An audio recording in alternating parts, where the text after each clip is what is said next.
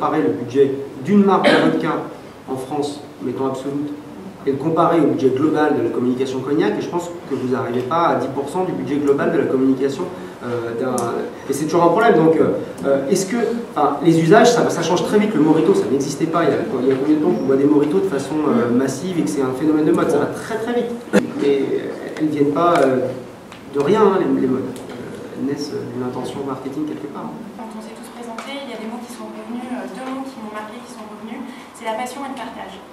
Et c'est aussi un moyen, je pense que c'est tout ce qui anime les personnes qui sont présentes ici, c'est la passion et le partage pour les vins, pour la gastronomie, pour les spiritueux et aussi pour la communication et le marketing.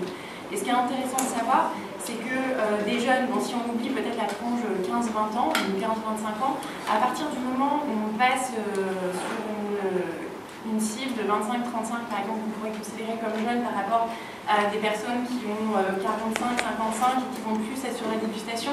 Ce qui est intéressant, c'est qu'aujourd'hui, grâce aux bartenders à l'international, mais aussi sur les villes comme les grandes villes de France, ils ont su pousser justement le cocktail dans un autre mode de consommation.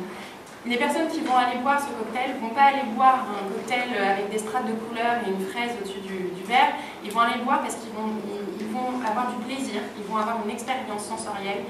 Et que ça soit ce jeune de 35 ans qui va boire un cocktail, qui va avoir une expérience sensorielle et qui va prendre du plaisir en buvant son cocktail, ça sera la même expérience sensorielle, le même plaisir, légèrement différent que quelqu'un qui va le boire en dégustation. Et ça, c'est le point commun qu'il y a entre quelqu'un qui va le boire en dégustation, le cognac en dégustation, et le cognac, un jeune qui va boire le cognac en cocktail, c'est la recherche d'une expérience, d'un plaisir, et de payer peut-être quelque chose qui a un certain prix, mais il va le faire justement parce qu'il a envie d'avoir cette expérience. Et c'est ça le point commun, et c'est aussi comme ça qu'il faut communiquer pour comprendre que le cognac, quelqu'un qui veut prendre du plaisir et boire quelque chose de bon, puisqu'aujourd'hui le cocktail ça va être un assemblage de saveurs, ça va être comme un grand chef qui va travailler un mets fabuleux, ben ça va être la même chose avec un cocktail au cognac. Et c'est comme ça, je pense, qu'il faut communiquer pour avoir cette tranche d'âge qui peut justement boire ces cocktails. Le cognac, généralement, on me dit c'est indigestif, c'est fort, c'est pour les vieux, c'est cher. Donc après, il faut sortir les reins pour expliquer qu'il y a aussi autre chose. Alors souvent, on se dit, un VS, c'est un mauvais cognac. Il faut déjà qu'on se sorte de l'esprit qu'il y a des mauvais et des bons cognacs. Il y a des cognacs jeunes qui vont avoir des qualités particulières et des cognacs plus vieux qui vont avoir des typicités et des goûts différents parce que le vieillissement va apporter de la rondeur, de la finesse.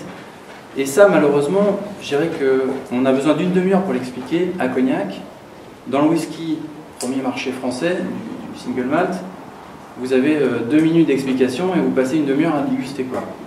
On était présent sur le salon du Whisky Life par exemple, et c'est le constat qu'on a fait. Globalement, les gens viennent déguster un single cask qui a maturé dans un fût de sherry. Chez nous, bon, ils s'arrêtent parce qu'ils sont gentils, et on a besoin d'expliquer que c'est fait avec du vin, que c'est distillé, enfin bref, il faut repartir des bases. Et clairement, je dirais que les qualités, elles sont complémentaires dans ce que disait Tiffany, pardon, dans ce que disait Tiffany tout à l'heure, parce que on a cette chance d'avoir un panel très vaste dans une même catégorie de produits. Et je dirais qu'on peut s'adresser à des produits très différents, en montrant des choses différentes, et ça c'est vraiment de l'éducation gustative aussi, et c'est du temps en fait. Et je pense que le plus gros travail qu'on a à faire ici, c'est vraiment de donner de la culture, donner de l'information, et on a tout, je dirais, on a tout en main, on n'invente rien, il faut juste qu'on fasse savoir notre savoir-faire.